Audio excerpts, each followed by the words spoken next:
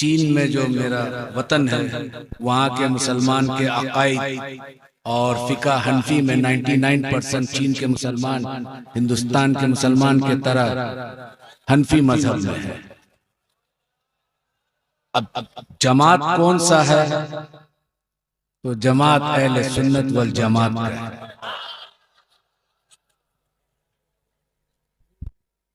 आज से 250 साल पहले 4 बुजुर्ग हिंदुस्तान आए थे चीन से। उनको सिलसिला नक्शबंदिया मुजद्दिदिया में बैत किए, खिलाफत दिए। उन 4 में 3 इमाम थे, तीनों को इजाजत और खिलाफत मिली। चौथा एक शख्स अय्यूब नाम था, वो सिर्फ बैत होके मुरीद होके वापस गए हिंदुस्तान से। ये 3 शख्स जिसको खिलाफत मिली थी, उनका नाम है सैयद दाऊद रहमतुल्लाह अलैह, शाह कमालुद्दीन नक्शबंदी रहमतुल्लाह अलैह, शाह शमसुद्दीन रहमतुल्लाह अलैह। ये 3 खानका 250 साल से चीन में मौजूद है आज तक। चीन के कम्युनिस्ट पार्टी इस वक्त चीन दुनिया में बहुत पावरफुल कंट्री है। आज हम तमाम मोबाइल्स यहाँ रखा हुआ, वो लगभग 90% चीन का पैदावार है। मेरा चचा नक्शबंदी सिलसिला के बहुत बड़े मशाइख थे, 12 से 12.5 लाख मुरीद था। सुभान अल्लाह। उन्होंने हमें तरबियत दी। मेरा ताल्लुकात हिंदुस्तान से इसलिए है कि मेरे वाली साहब हिंदुस्तान आए, मेरा माँ हिंदुस्तान के। मेरी तालीम चाइना में हुई। जब तमाम तालीम खत्म हो गया, ग्रेजुएशन हो गया चाइनीज जबान में, तो मेरा वाली साहब कहे कि क्या बनना चाहते हो? Doctor, engineer. तो हमने कहा कि हमारे आबो अजदाद क्या थे। हम अपने दादा के बारे में ज्यादा जानकारी नहीं था। बोले हम सब नक्शबंदी सिलसिला के थे। हमारे वाली साहब यानी कि मेरा दादा शाह कमालुद्दीन नक्शबंदी रहमतुल्लाह अलैह, मेरा वाली साहब कहे कि वो दीन का खिदमत किए, उसका वाली साहब दीन का खिदमत किए। तो हमने कहा कि जब इस खानदान से हम बिलोंग करते हैं तो फिर हमें दुनियावी तालीम क्यों दी? दीनी तालीम किसी मदरसा में देना चाहिए था। तो बोला कि आका अलैहिस्सलाम का एक मशहूर वाकयात है, हदीस नहीं है, कि इल्म सीखना के लिए अगर चीन जाना पड़े, बस इस वजह से हमारा ताल्लुकात चीन से है। और ये आका अलैहिस्सलाम के जमाने में बहुत मशहूर था, इसलिए हमने चीन भेज दिया तुम्हें।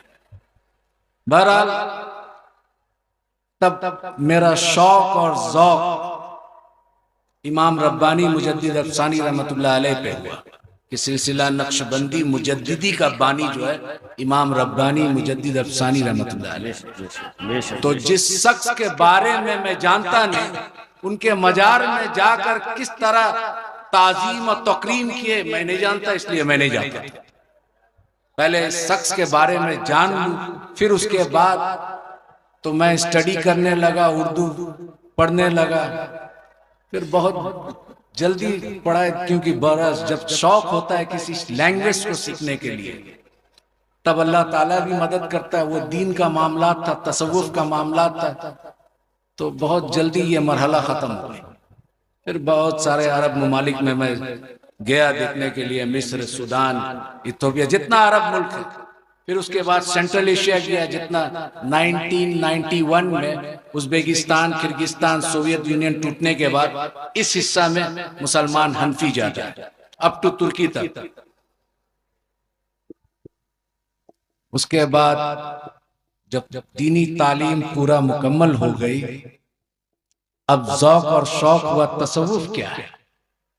और तसव्वुफ सीखने के लिए सबसे पहले आपको 2 चीज चाहिए। एक आपको कामिल मशाइख, जिसको हम पीर साहब कहते हैं। आज यहाँ एक बहुत बड़े पीर महबूब अली शाह रहमतुल्लाह अलैह यहाँ आज हम लोग को हाजिरी का नसीब हुआ। वो कौन शख्स थे, क्या थे, जो दुनिया भूल नहीं पा रहा है? वो पूरी जिंदगी तसव्वुफ के बुजुर्ग थे। जब तसव्वुफ के बुजुर्ग सलूक की राह में कमालात हासिल कर लेते हैं तो अल्लाह ताला उनको अपना दोस्त बना लेता है और विलायत के नेमत से नवाज देता है। तो उन्हीं के एक ज़ौक और शौक और एक रूहानी निस्बत हमें यहाँ खींच के। मेरा मादरी जबान चाइनीज है। अब चीन के बारे में थोड़ा मैं जानकारी दे दूं। हम रसूलुल्लाह सल्लल्लाहु अलैहि वसल्लम के ताज़ीम में जब वहाँ जुमा का नमाज होता है तो हर मस्जिद है, तो जुमा के नमाज के बाद सलात व सलाम पढ़ा जाता है। और जब सलात व सलाम पढ़ा जाता है, अगर ये गांव साइड में मस्जिद है तो वो किसान लोग खेती करता है, कुछ लोग गाड़ी से जाता है, तो जब ये सलात व सलाम पढ़ा जाता है और इसका आवाज जहां तक जाता है औजार छोड़ के खड़े हो जाते हैं। सुभान अल्लाह, सुभान अल्लाह। मैं ऐसा ताज़ीम दुनिया के किसी भी मुख्तलिफ इलाकों में सफर का हासिल किया लेकिन देखा नहीं। तो फिर मेरा दिल, ये इतना चाइनीज लोग इतना मोहब्बत और इतना ताज़ीम और तौकीर, तो वो पता चला स्टडी करके कि ये 3 खानका जो बनाए थे उसी की कमालात है। अब सवाल उठा, क्योंकि तबलीग जमात के लोग भी चीन पहुंचे थे, पाकिस्तान से उनका ताल्लुकात अच्छा था, तो जुमा के टाइम ये लोग बैठे रहते थे। तो मेरा चचा बोला कि ये पाकिस्तान का और हिंदुस्तान का भाषा तुम लोगों का एक ही है? हम बोला लगभग एक ही है, उर्दू बोलते हैं, हम हिंदी बोलते हैं। तो बोला समझ सकते हैं? बोला हाँ। तो इन लोगों को कहो कि आइंदा हमारे मस्जिद में ना आए, नमाज पढ़ के चले जाए, दीन ना लेके आए। क्या सिखाने आया? बोले क्यों? बोला हज़रत साद बिन अबू वक्कास रजी अल्लाह ताला अन्हु चीन में आ चुके थे, उसके दीन को हम पकड़ेंगे, इनसे कह देना कि तुम अपना दीन मुबारक को ले जाओ। तो बोले कि नहीं, ये नमाज में बैठना और सलात व सलाम पढ़ना खड़ा कहां से साबित है? दलील दीजिए। वो तबलीग जमात के 16 आदमी थे। आज तो तबलीग जमात चीन में बैंड है, वहाबी बैंड है। सिर्फ अगर चीन का सरकार इस्लाम को कबूल करता है तो वो बोलता है कि खानका के जैसा मुसलमान बनाओ जो मोहब्बत फैलाता है। वाह, नारे तकबीर, नारे रिसालत, मसलके आला हजरत, मसलके अहले सुन्नत। सुभान अल्लाह। अब सवाल है,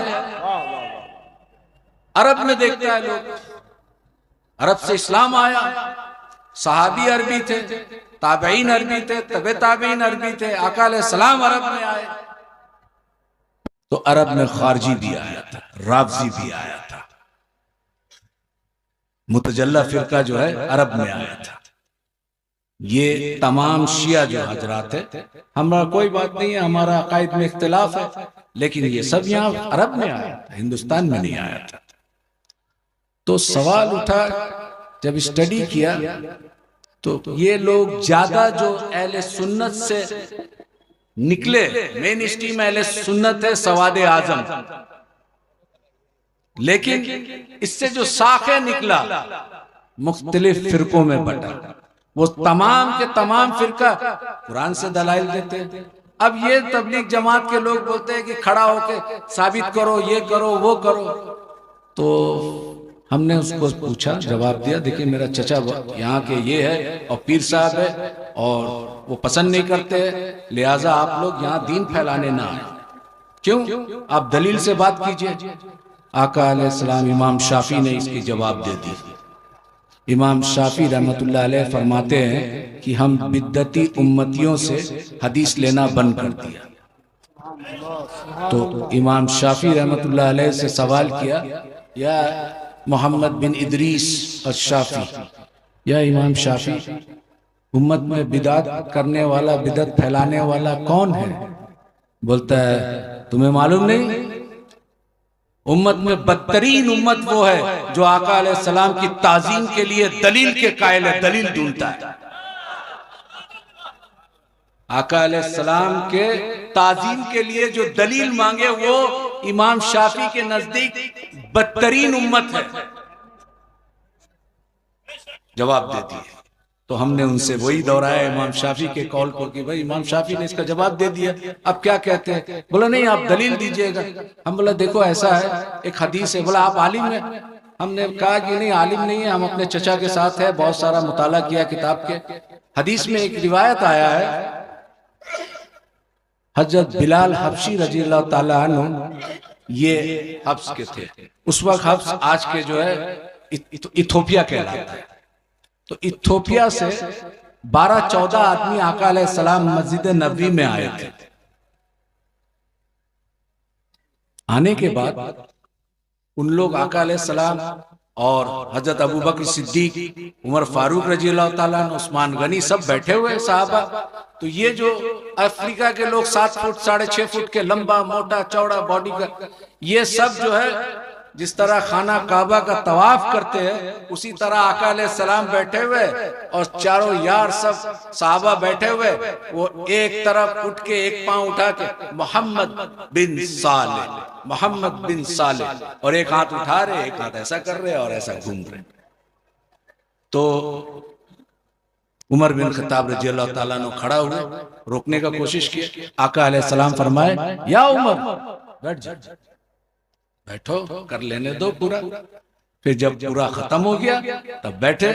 तो फिर आका अलैहिस्सलाम उमर को मुखातिब करके अब पूछो क्या पूछना चाहते। तो जब उमर बिन खत्ताब पूछे उनसे कि तुम लोग ये क्या करते हो, तो वो जवाब सुन लीजिए, हम अपने राजा का इस्तकबाल इस तरह करते, आप 2 जहां के राजा है तो आपके इस्तकबाल इस तरह ना करूं। वो अजमी थे, अरबी नहीं थे। तो हदीस में आया ये रिवायत।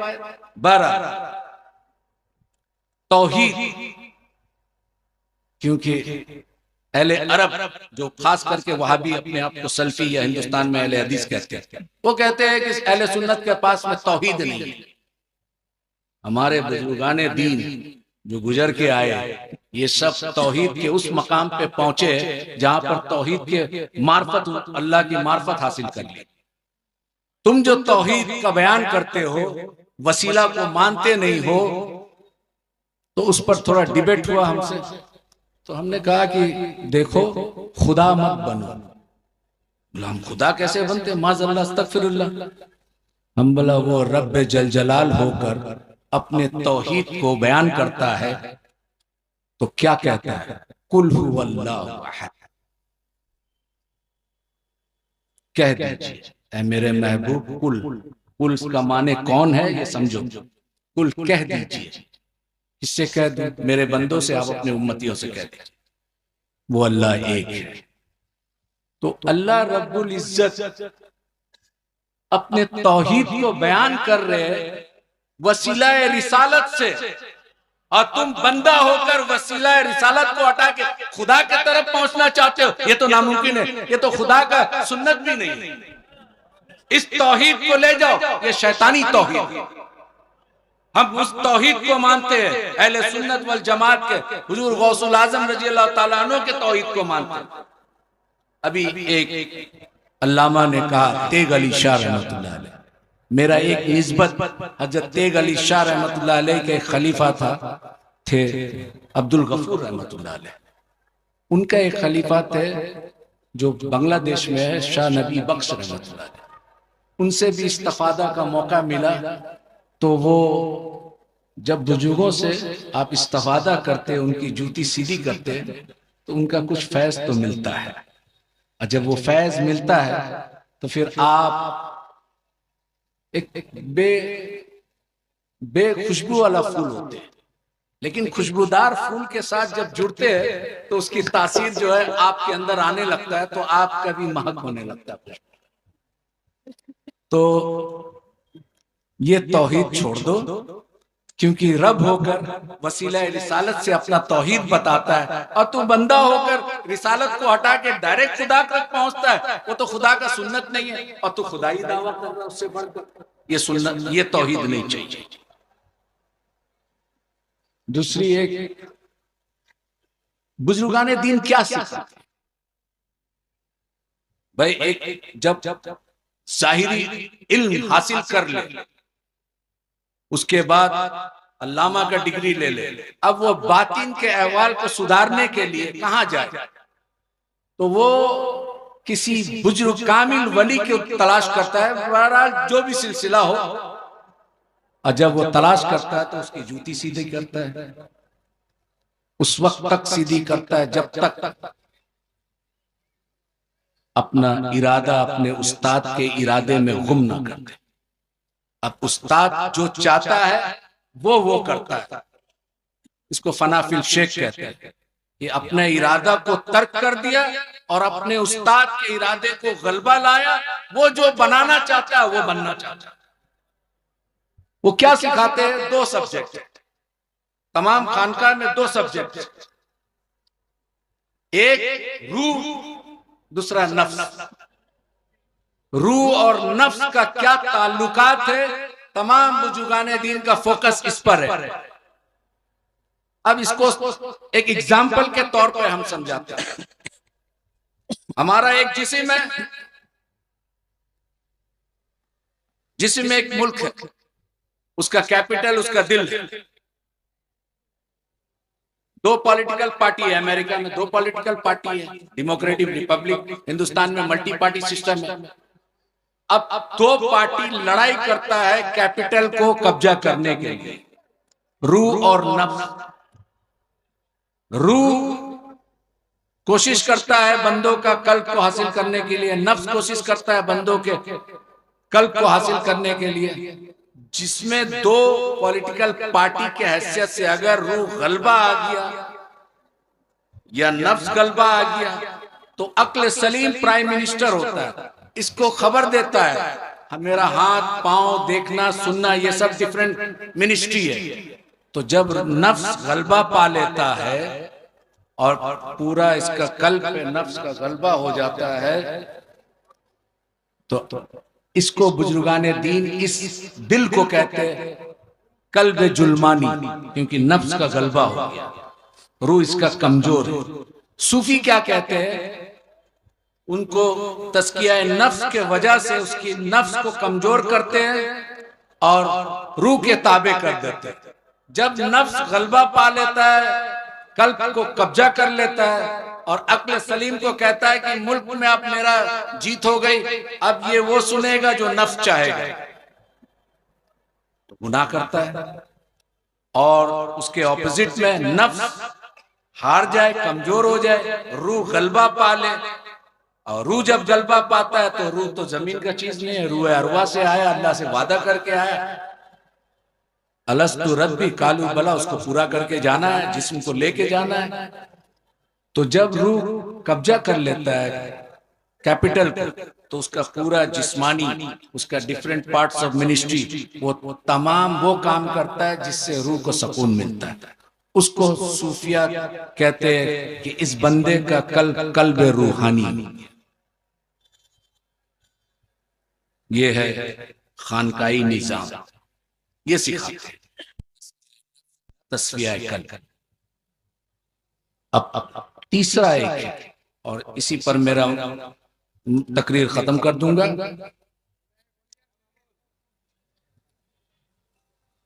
गौर से सुनिए आप। चाइनीज जबान में लिंग ख्वन कहते हैं, लिंग ख्वन। अज़ीज़ान मिल्लत इस्लामिया, शहज़ादे गौसे आज़म औलादे रसूल हुज़ूर सैयदी शबाहत मियां साहब क़िबला की आमद है। इस्तक़बाल कर लें पूरा मजमा दिल लगाकर। नारे तकबीर, और ज़रा बुलंद आवाज़ से नारे तकबीर, नारे रिसालत। आपसे कब्र में सवाल जवाब होगा। क्या सवाल जवाब होगा? आपसे पूछा जाएगा और रसूलुल्लाह सल्लल्लाहु अलैहि वसल्लम का दीदार होगा और पूछा जाएगा इस शख्स के नाम मोहम्मद रसूलुल्लाह सल्लल्लाहु अलैहि वसल्लम है, इसके बारे में क्या कहता था? पास्ट टेंस, क्या कहता था, इसका मतलब दुनिया में हम क्या कहते थे। ठीक है। अब बुखारी शरीफ में ये आ गया है कि आप कब्र का सवाल जवाब में आपसे पूछा जाएगा, रसूलुल्लाह सल्लल्लाहु अलैहि वसल्लम का दीदार होगा और दिखाया जाएगा और आपसे पूछा जाएगा, फरिश्ते उनका नाम भी बता देंगे। आपसे पूछा जाएगा जब जिंदा था दुनिया में इनके बारे में क्या कहता था। अब यहां पर हाजिर और नाजिर का मामला था। कुछ उलमा का ख्यालात है कि रसूलुल्लाह सल्लल्लाहु अलैहि वसल्लम के रोजे अतर का पर्दा जो है वहां से खोल दिया जाएगा, उनका दीदार कराया जाएगा, अब पूछा जाएगा।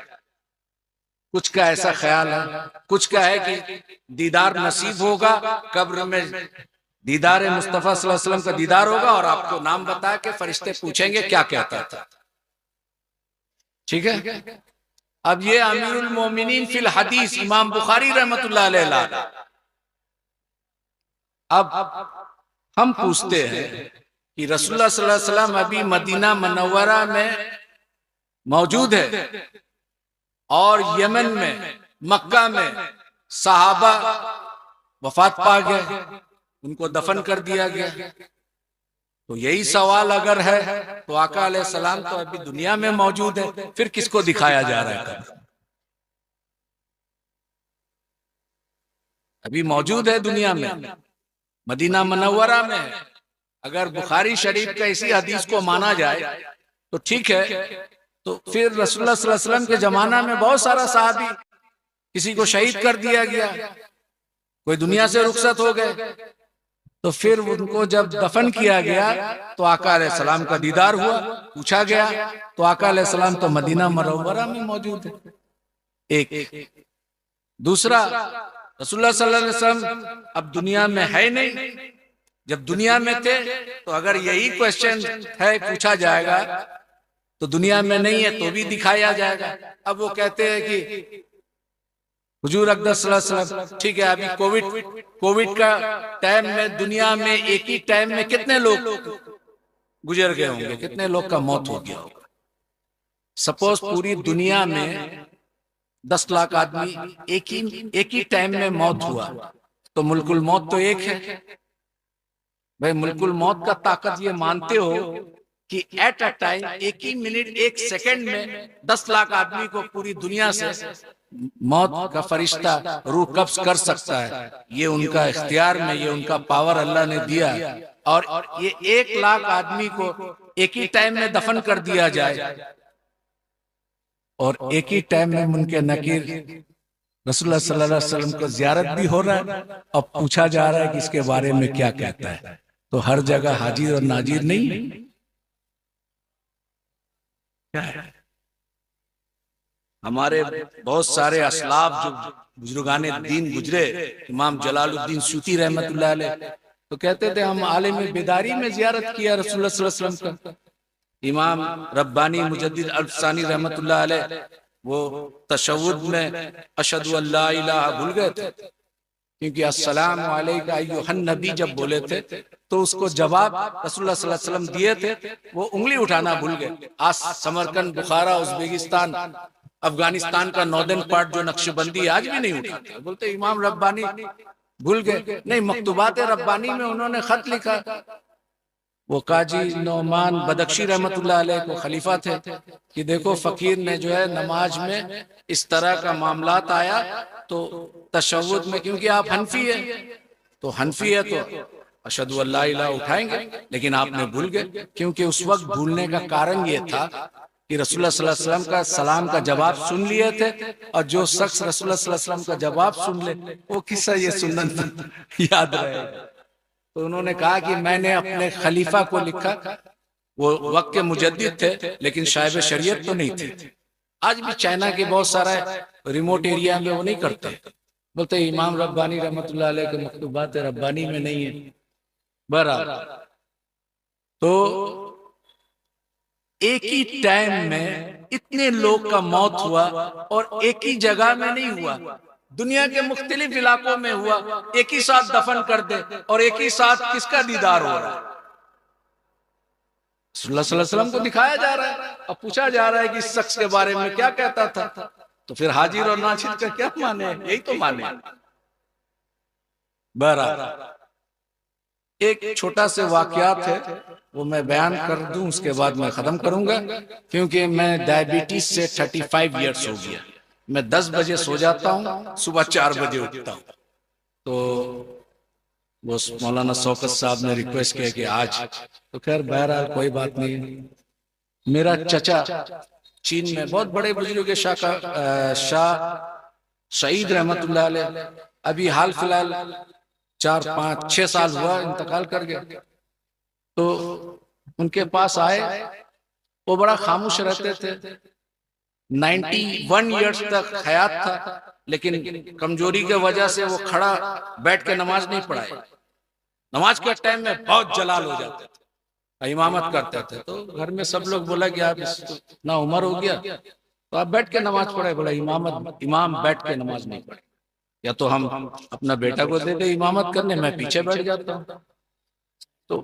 तो उनके पास कुछ लोग आए, बोले हुजूर रसूलुल्लाह सल्लल्लाहु अलैहि वसल्लम का दीदार, हमने सुना आपके वाली साहब बहुत लोगों को इस जगह में रसूलुल्लाह सल्लल्लाहु अलैहि वसल्लम का मुरीद करके 3 4 दिन में दीदार करा दिए थे, तो आप भी करा दिए, कैसे होगा?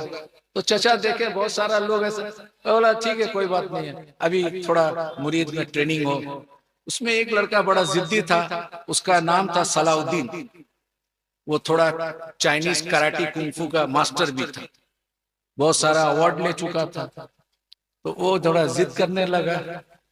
तो चचा बोले ठीक है, तुम रसूलुल्लाह सल्लल्लाहु अलैहि वसल्लम का दीदार करोगे, कसरत से दरूद शरीफ पढ़ो और कसरत से सुन्नत पर अमल करो। तुम 40 दिन तक करो, फिर उसके बाद इंशाअल्लाह हम रसूलुल्लाह सल्लल्लाहु अलैहि वसल्लम का दीदार करा देंगे। वो शुंफा बोल के एक जगह है, वहां पे सैयद अब्दुल फतूह रहमतुल्लाह अलैह आए थे समरकंद से। उन्होंने उस जगह में कुछ तिब्बती लामा ग्रुप था, वो पूरा मुसलमान हो गया। वो एरिया में चाइना का सालार कौम कहते हैं, ये लोग तुर्की से आए थे। वहां मिर्चा एक होता है, छोटा मिर्चा होता है, वो बहुत झाग, एक मिर्चा खाना मुश्किल है। तो चचा बोले कि सालाचू, हम चाइनीज में बोल रहे हो, जिस तरह मेरा चचा बोले सलाउद्दीन नीची सालाचू ना पे नाला चौकोला। सलाउद्दीन सालार चले जाओ, वहां का मिर्चा लेके आना। हदा पापा बोलते थे, बाबा, पापा माने बाबा, हदा पापा वो चितावला था, छीला माय खोला आ गया। बोला सलाउद्दीन मेरे हुजरा में आ जा। फिर एक ताला था, चाबी लगा दिए और चाबी मेज में रख दिए। बोले मिर्चा पूरा खा लो। मिर्चा खा लिया, एक मिर्चा खाना मुश्किल है, वो 50 ग्राम मिर्चा। वो बस उम्र था, बड़ा जौक और शौक रखता था, तो चिबा चिबा के खा लिए। खाने के बाद उसको हिचकी आने लगा। अब वो पानी खोजे। बोला सलाउद्दीन पानी मत पीना, अगर अपना ख्वाब को पूरा करना है तो पानी मत पीना, और अगर झाल बर्दाश्त ना हो तो चाबी वहां रखना है, खोल के चले जाओ, और ये इरादा तर्क कर देना। ठीक है। अब वो परेशान, इधर छपक इधर ये उधर वो, अब थूक निकाल रहा है मुख से, और थूक में जबान को लगा रहा है, लहर रहा है। वो तो मिर्चा आम मिर्चा नहीं है। आप यहाँ कालिम्पोंग दार्जिलिंग में चले जाइए, एक छोटा सा मिर्चा आता है, उसको क्या दल्लू साइंस लोकल लैंग्वेज में, वो एक तो खा लीजिए। आसाम में चले जाइए, भूत, वो बंगला भाषा में मिर्चा को क्या बोलता है, नहीं भूत लंका ना क्या बोलते हैं आसाम में, वो खा के एक तो दिखा दीजिए आप। तो वो सालार का वो मिर्चा खाने के बाद ये तड़प रहा है, ये कर रहा है, वो कर रहा है। बोला सलाउद्दीन नीनेन दरूद, सलाउद्दीन दरूद शरीफ पढ़ो, तुमको दीदार करना है, तुम्हारा वो ख्वाब को पूरा करो, चाबी वहां रखना है। अगर दम तोड़ दे तुम्हारा ख्वाहिश तो फिर ताला खोल के घर चले जाना, पानी पी लेना। अब वो किसी तरह से ऐसा वैसा करके, और चचा जो है तो ज्यादा उम्र हो गया था, सो गए। अब पानी भी सामने रखा हुआ है, पानी सामने है, पीना है नहीं पीना है। अब वो बोला नहीं पिएंगे। किसी तरह से फजर का टाइम में चचा उठते तहज्जुद के लिए, तो देखा ये अभी भी वैसे ही है, थोड़ा देर के लिए उसका नींद लगी।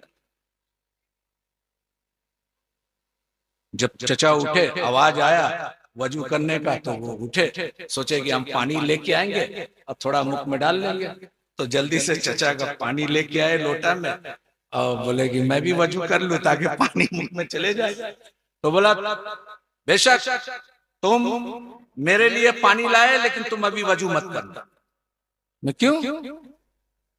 बोला तुम अभी तहज्जुद तो पढ़ोगे नहीं।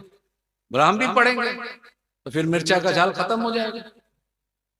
बोला नहीं, चलो ठीक है, तुम फजीर पढ़ लेना। चाचा तहज्जुद से फारिग हो गए, मस्जिद में चले गए, इमामत किए। अब वो पूछने लगा, तो चाचा अगर हुजरा में आए कि हम पूरा मिर्चा खा लिया, पानी नहीं, ताला भी खोला नहीं, रसूलुल्लाह सल्लल्लाहु अलैहि वसल्लम का दीदार नहीं हुआ। बोला तुमको नींद लगा था? बोला थोड़ा देर के लिए लगा था। क्या देखा? बोला हर तरफ पानी देख रहे, आसमान से पानी गिर रहा है, पहाड़ से पानी आ रहा है, घर में पानी है, हर तरफ पानी पानी। बोला हाँ ठीक है, अल्हम्दुलिल्लाह। कल जब मिर्चा खिलाया था तुम्हें, वो आम मिर्चा तो नहीं था, सालार का मिर्चा था। तो तुम पानी के लिए तुम्हारा मेंटली, साइकोलॉजिकली, तुम्हारा जाहिर, तुम्हारा बातिन, तुम्हारा हर चीज तवज्जो पानी में था। जब तुम्हारा पूरा तवज्जो पानी में था तो ख्वाब में तुम पानी देखा। अब जिस दिन रसूलुल्लाह सल्लल्लाहु अलैहि वसल्लम पर इस तरह का तवज्जो करोगे तो वो रहमतुल लिल आलमीन का दीदार नसीब।